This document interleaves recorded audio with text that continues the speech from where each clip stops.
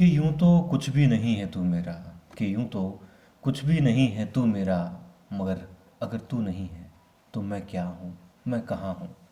नमस्कार, पुण्य श्लोक भाई शो में आज हमने देखा, मेरे ख्याल से हर किसी ने भीगी आंखों से देखा होगा आज का शो। मैं तो देखिए भावुक हो गया था, और मुझे यकीन है कि बहुत सारे जज्बात ख्यालात आप लोगों के भी आंखों के माध्यम से छलके होंगे, जाहिर हुए होंगे। क्योंकि हमें लगता ही नहीं, आज के संदर्भ में यदि देखें तो ऐसा मुनासिब ही नहीं लगता कि कोई राजा, कोई शासक, कोई सत्ताधारी इस तरीके का भी हो सकता है जैसी माँ देवी अहिल्या। और नहीं हो सकता मेरे ख्याल से। तभी तो वो इकलौती ही थी जो ये सब कर गई, जो ये सब कर सकी। खैर, आज के शो में हमने जो देखा, और मुझे नहीं लगता तर्कसंगत लगेगी बातें जो मैंने शुरुआत में कही, मगर आप लोगों से बात करने से पहले यूं ही कुछ सोच रहा था या करते करते सोच रहा था, मगर बस यूं ही ख्यालात आया, मैंने कह दिया। यदि अच्छा लगे तो बता देना मुझे।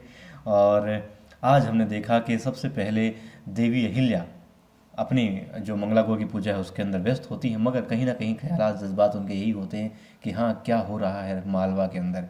अब देवी अहिल्या के पास होते हैं उनके बड़े भाई तुकोजी और सहेली सारजा, जो बताती है कि मंजुला के साथ क्या क्या घटित हुआ, वो किस तरीके से सदमे में है। वो बताती हैं कि पत्थर की मूर्त सी हो गई है सारजा की वो सहेली मंजुला, जो उसके साथ हंसी खेलती बातें किया करती थी। और अब देवी अहिल्या को भी सदमा लगता है जब तुकोजी कहते हैं ये बात कि हमने देर कर दी सुरक्षा देने में अहिल्या। तब और ज़्यादा वो आहत होती हैं और कहती हैं कि आप तुरंत प्रभाव से जाइए और उनको पकड़ करके लाइए पाटिल को, और यदि वो आराम से ना आए तो उनको रस्सी से बांध करके लाइए। कुछ सैनिकों को लेकर जाते हैं तुको जी और देख लेते हैं, गुरु जी को पूछते हैं एक सिपाही से कि कहाँ गए हैं, तो पता चलता है कि वो तो उनके मामा श्री को जो है गिरफ्तार करने के लिए निकले हैं। पीछे पीछे वो जाते हैं, धना जी को भेज देते हैं, धना जी जाते हैं, उनको आगाह कर देते हैं पहले ही पाटिल को, और पाटिल को भगा देते हैं पीछे वाले रास्ते से।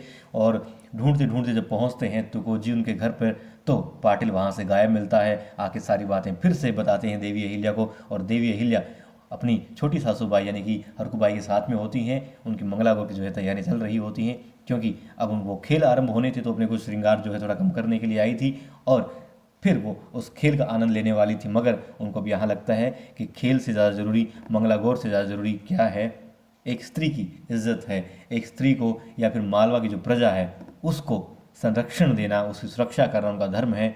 और ये धर्म निभाए बिना, ये कार्य किए बिना कि उस गंदे घृणित इंसान को सजा दिए बिना यदि वो मंगला गौर पूजा करती हैं तो दिल से नहीं कर पाएंगी। और मेरे ख्याल से उनको लगता है, देवी अहिल्या को ऐसा लगता है कि पूजा भी तभी सक्सेस होगी जब वो किसी बेगुनाह को, जब वो किसी पीड़ित को न्याय दिला पाएंगी। देवी अहिल्या वहाँ से निकलती हैं और कहती हैं कि सूरज ढलने तक उनको उस पाटिल को, उस घृणित, उस मतलब गंदे पाटिल को जो है गिरफ्तार करके वो ले आएंगी।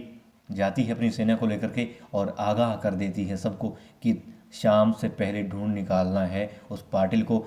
टुकड़ी बनाती हैं तीन तीन सिपाहियों की और भेज देती है अलग अलग दिशा में, जो बहुत ही अच्छा उन्होंने काम किया। यहाँ पे मुझे लगा कि तुको जी को भी साथ में ले लेना चाहिए था, क्योंकि उनको भी सारा कुछ पता है और एक वीर योद्धा है वो भी। मगर वाड़े में भी, महल में भी जो है दरबार के कार्यक्रम को देखने के लिए भी कोई तो होना चाहिए, विश्वास पात्र और लायक भी, इसलिए उनको शायद दरबार में छोड़ दिया और देवी अहिल्या खुद अपने घोड़े मानिक के साथ में निकल पड़ी हैं। उसके बाद में सैनिकों को अलग अलग दिशाओं में वो भेज देती हैं और खुद जाती हैं मंजुला के घर पर। और जो वार्ता वहाँ पर होती है गजब होती है, आहट जैसे ही होती है देवी अहिल्या की उस घर में, उस कुटिया में आने की। तो वो जो लोग हैं, मंजुला के माता पिता हैं, डर जाते हैं, घबरा जाते हैं कि कौन आया है। मगर जब देवी अहिल्या देखते हैं तो खड़े हो जाते हैं, हाथ जोड़ते हैं, प्रणाम करते हैं कि छोटी रानी साहेब आई हैं, मतलब कि एक भगवान उनके समझ से तो आ गए हैं उनके पास में। देवी अहिल्या माफ़ी मांगती हैं और वो कहती हैं कि आप हमें माफ़ कीजिए, हमारे लिए इतना बहुत है कि आपने हमारे लिए सोचा। वो राजवैद्य को वहाँ भेजती हैं, कहती है मैंने बुलवा भेजा है और वो अभी आ जाएंगे आपकी जो है स्वास्थ्य के संबंध में बातें करने के लिए, देखने के लिए, आपको दवा देने के लिए। मंजुला की तरफ देखती है, मंजुला सदमे में होती है। और मतलब यहाँ पर जो है मैं फिर से, मतलब हमारे देश में भी अभी भी ये हालात हैं कि स्त्रियां, बल्कि सच कहूँ तो आजकल तो लड़के भी सुरक्षित नहीं है, बहुत ही बुरा माहौल हो गया है।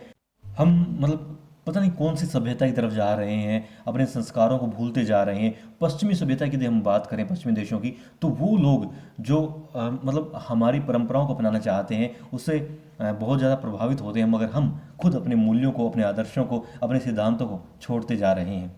खैर, सीरियल में दिखाया जाता है फिर देवी अहिल्या उनको कहती है कि इसको तंग मत कीजिए, क्योंकि बहुत सदमे में होती है और वो दुखी होती है। यहाँ पर देखिए रानी अहिल्या ने कहा कि वो सिर्फ आपका दोषी नहीं है, वो पाटिल, वो कोई भी हो, वो किसी भी पद पर हो, मैं नहीं जानती वो कौन है क्या है, वो सिर्फ और सिर्फ एक अपराधी है। उसने स्त्री की इज्जत पर हाथ डाला है, जो बहुत गलत काम किया है। वो सिर्फ आपका अपराधी नहीं है, वो मेरा भी अपराधी है, वो हर इस मालवा की हर जनता, हर इंसान का अपराधी है, और उसको सज़ा मिलेगी। वो चाहे कोई भी हो, उसको सज़ा मिलकर रहेगी, मैं उसको सज़ा दूंगी। और जो बड़े सरकार हैं, सूबेदार जी हैं, मल्हार राव होलकर सरकार हैं, उनका भी यही रहता है कार्य, उनका भी यही प्रथम लक्ष्य रहता है कि देवी अहिल्या की तरह ही कोई भी स्त्री या नागरिक कोई भी मालवा का हो, वो सुरक्षित होना चाहिए।